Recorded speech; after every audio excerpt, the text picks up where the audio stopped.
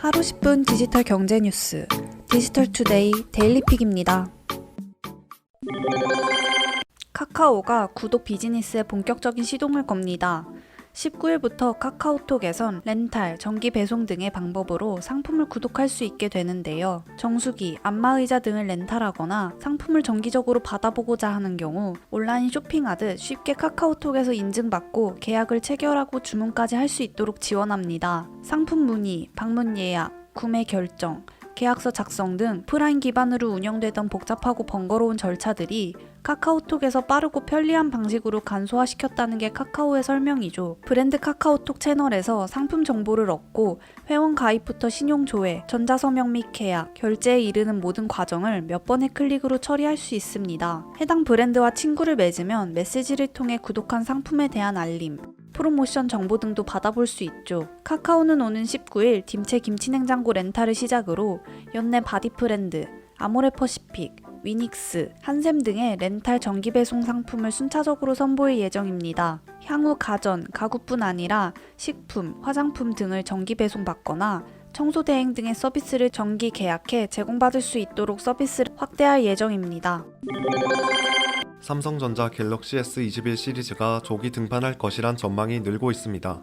해외 매체들은 구체적인 스펙까지 공개하고 있습니다.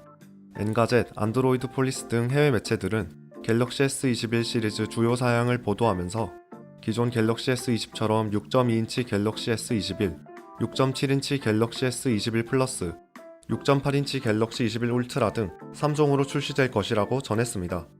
5G 지원을 기본으로 FHD 플러스의 상도에 120Hz 주사율을 지원하는 OLED 디스플레이, 4000에서 5000mAh에 달하는 대용량 배터리, 초광각, 광각, 망원 트리플 카메라, 그리고 갤럭시 노트 시리즈에서 사용하는 S펜을 지원할 것으로 보입니다. 다만 S펜은 휴대폰에 포함되지 않을 것으로 보입니다.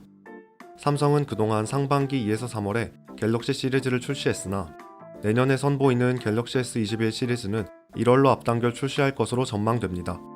안드로이드 폰 시장에서 화웨이 빈자리를 노리기 위한 조치로 해석됩니다. 유명 IT 소식통인 존 프로서는 갤럭시 S21 공식 발표는 내년 1월 14일로 정식 출시일은 내년 1월 29일으로 전망했습니다. 중국 스마트폰 제조사 오포가 두루마리 형태로 말아 접을 수 있는 롤러블 디스플레이 콘셉트 스마트폰을 발표했습니다.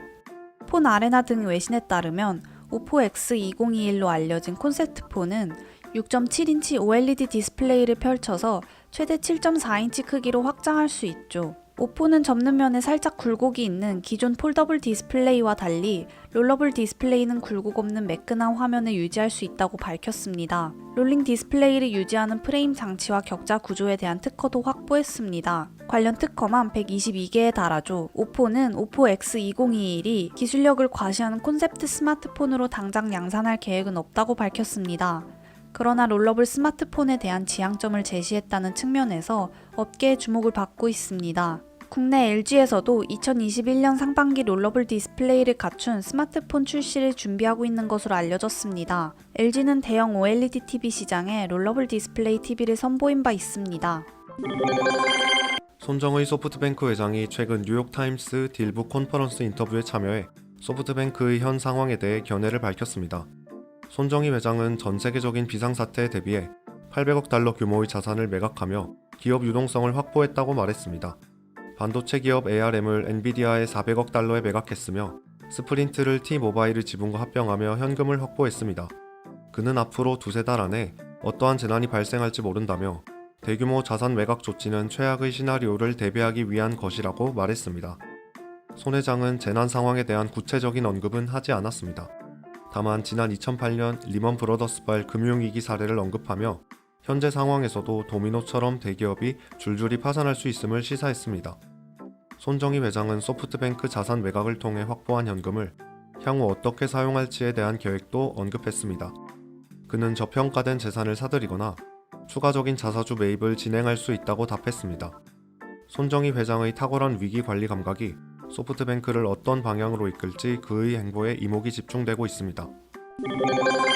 테슬라, 우버, 루시드 모터스 등 미국 전기차 관련 기업들이 협회를 결성했습니다. 무공해 운송협회를 뜻하는 제타로 이름 붙여진 협회는 친환경 전기차 보급을 위한 정책 수립에 영향력을 행사하는 공식 로비 단체로 활동할 예정입니다.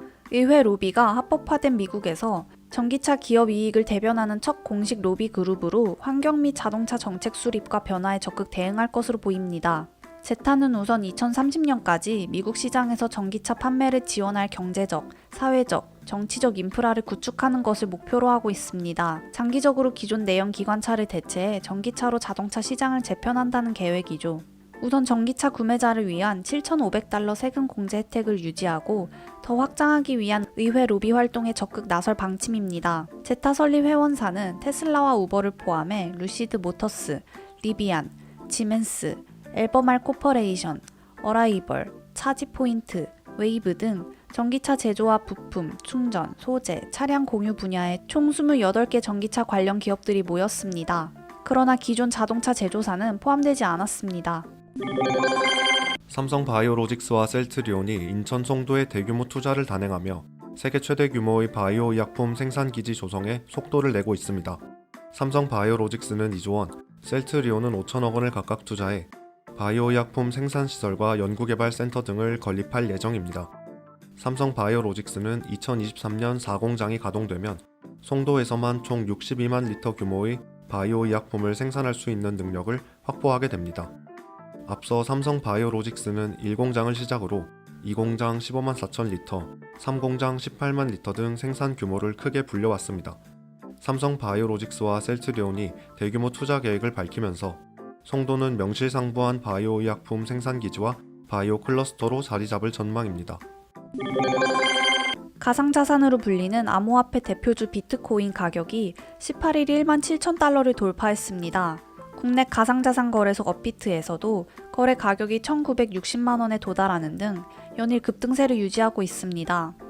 비트코인이 1만 7천 달러를 돌파한 것은 지난 2017년 11월 이후 처음입니다. 비트코인은 이달 들어 25% 이상 가격이 올랐고 가상자산 시장 점유율은 65%를 넘었습니다. 전반적인 가상자산 상승세를 홀로 견인하는 모양새죠. 블룸버그 등 외신은 연일 이어지는 비트코인 고공행진으로 연내 2만 달러 고지 탈환에 대한 시장의 기대감이 빠르게 확산하고 있다고 보도했습니다. 올해 하반기 마이크로스트래트지, 스퀘어의 비트코인 거래 시장 진출, 페이팔의 가상자산 거래 서비스 출시 등 시장 호재가 겹치는 상황에서 미국 대선 이후 경기 부양책 기대 등 호재가 겹치는 점이 비트코인 상승세를 부채질하고 있습니다.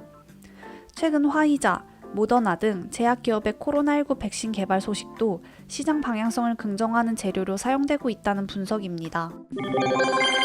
정부는 최근 코로나19 지역 유행 양상이 전국으로 확산한 조짐을 보이고 있다면서 방역 수칙을 철저히 준수해달라고 당부했습니다. 특히 2주 뒤에는 대학 수학 능력 시험이 예정돼 있어 방역 당국이 긴장의 끈을 놓지 않고 있는 상황입니다. 중앙재난안전대책본부는 수도권과 강주, 강원 일부 지역의 거리두기 1.5단계 격상과 관련해 다중이용시설의 영업 중단 등 강력한 조치가 포함됐다. 일상과 생업에 큰 피해를 줄 수 있는 2단계로 격상하지 않고 상황을 반전시키는 것이 무엇보다 중요하다고 강조했습니다. 아울러 앞으로 2주간은 가급적 모든 모임과 약속을 취소하거나 연기하고 마스크 착용이 어려운 식사나 대화가 수반되는 모임은 반드시 자제해달라고 당부했습니다. 현재 수도권을 비롯해 전국 곳곳에서 확산세가 이어지고 있는 가운데 지난 12일부터 이날까지 최근 일주일간 나온 지역 발생 확진자만 총 1271명입니다. 한편 중대본은 코로나19 백신 2천만 명분 이상을 조달할 수 있을 것으로 내다봤습니다. 여기에 백신 국제 프로젝트인 코백스 퍼실리티를 통해 이미 확보한 1천만 명분을 합쳐 내년에 국민 3천만 명분의 백신을 공급하겠다는 목표입니다. 정부는 백신 구매를 위해 약 1,700억 원의 예산을 확보했다고 밝혔습니다. 행복한 하루 디지털투데이였습니다.